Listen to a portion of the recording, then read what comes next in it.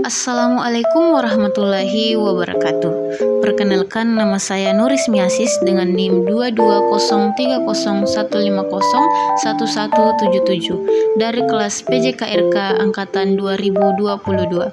Baiklah, pada kesempatan kali ini saya akan membuat video pembelajaran dari tugas mata kuliah filsafat olahraga yang berjudul Peran Olahraga dalam Pengembangan Disiplin dan Kerjasama. Konsep dasar disiplin. 1. Pengertian disiplin.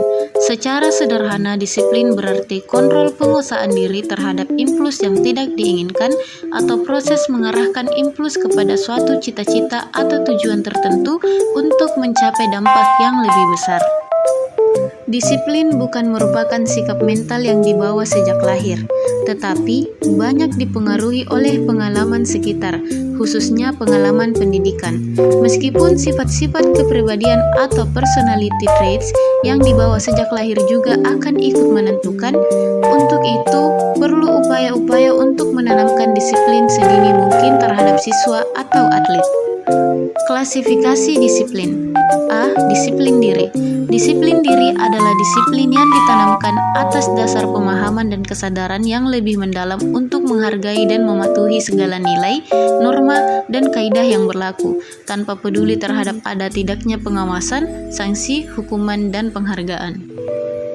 Atlet yang memiliki disiplin diri sudah memiliki kesadaran untuk berlatih sendiri, untuk meningkatkan keterampilan dan menjaga kondisi fisik dan kesegaran jasmaninya, dapat menguasai diri untuk tidak melakukan hal-hal yang tidak bertentangan dengan peraturan atau dapat merugikan kesehatan dirinya, dan lebih lanjut selalu akan berusaha untuk hidup dan berbuat sebaik-baiknya sesuai dengan citra sebagai atlet yang ideal. B. Disiplin semu. Berbeda dengan disiplin diri, disiplin semu adalah disiplin yang ditanamkan dengan paksaan, karena takut hukuman atau sanksi. Karena perintah tanpa disertai pemahaman dan kesadaran, disiplin jenis ini tidak akan bertahan lama dan hanya akan muncul jika diawasi, takut pada ancaman, hukuman, atau sanksi guru atau pelatih. Secara bertahap, menumbuhkan disiplin atlet dapat dimulai dengan menumbuhkan disiplin under control, yakni disiplin dengan pengawasan dari luar yang dilakukan oleh pelatih atau petugas sampai atlet dapat menguasai dirinya untuk tidak melanggar ketentuan dan peraturan, yang pada akhirnya sesudah memiliki pemahaman dan kesadaran atlet tersebut akan patuh pada norma-norma. Konsep dasar kerjasama. 1. Pengertian kerjasama. Kerjasama atau cooperation adalah gejala saling mendekati untuk pengurus kepentingan bersama dan tujuan bersama. Pollack 1985. Kebalikan kerjasama adalah pertentangan. Kedua istilah ini merupakan dua sifat yang dapat dijumpai dalam seluruh proses sosial di masyarakat, di antara individu dengan individu, kelompok dengan kelompok, dan individu dengan kelompok. Pada umumnya, kerjasama ditandai dengan persahabatan. Akan tetapi, ada kerjasama yang dilakukan di antara dua pihak yang tidak bersahabat atau bahkan bertentangan. Kerjasama di antara dua pihak yang bertentangan dinamakan antagonic cooperation, dan jenis kerjasama ini merupakan suatu kombinasi yang amat produktif dalam masyarakat modern. Persyaratan kerjasama. Proses kerjasama agar dapat terrealisasi sesuai dengan harapan, maka dibutuhkan syarat-syarat tertentu, antara lain: A. Kerjasama harus didasari oleh kepentingan yang sama. B. Kerjasama harus didasari oleh prinsip keadilan. C. Kerjasama harus dilandasi oleh keinginan untuk mengerti dan memahami nari orang-orang yang terlibat dalam kegiatan bersama itu. D. Kerjasama akan terbentuk apabila semua orang memiliki tujuan serupa tentang hal yang ingin dicapai. E. Kerjasama akan lebih mudah terjadi jika setiap orang dalam kelompok bersedia untuk saling menolong kelompoknya jika diperlukan. F.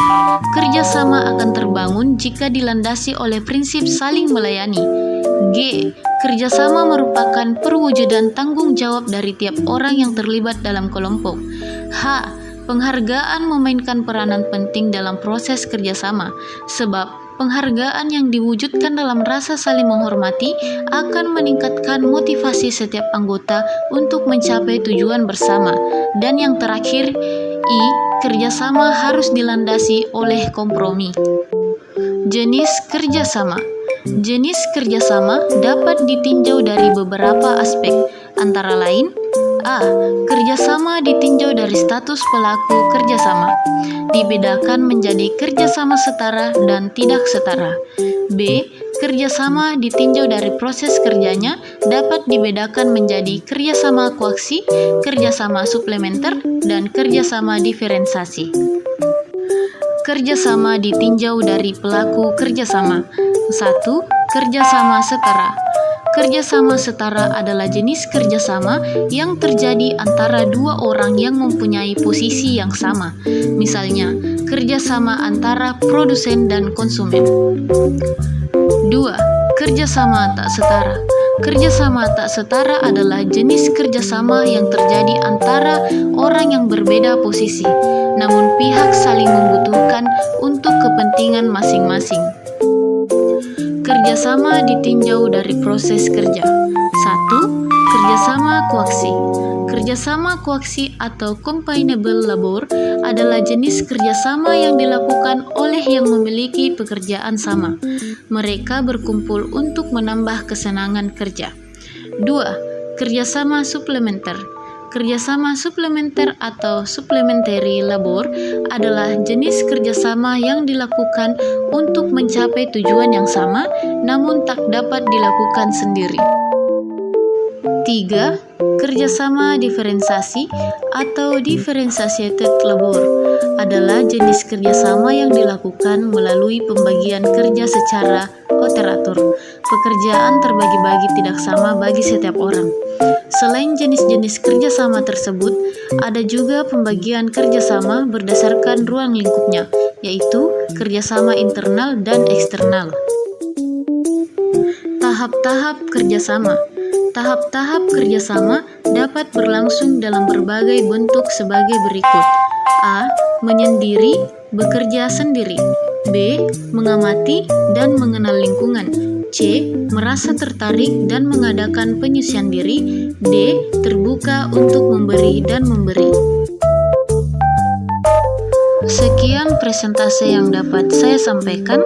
Semoga bermanfaat bagi para penonton. Lebih dan kurangnya mohon dimaafkan, dan apabila ada kesalahan kata mohon dimaklumi, karena sejatinya saya hanyalah manusia biasa yang tak luput dari kesalahan.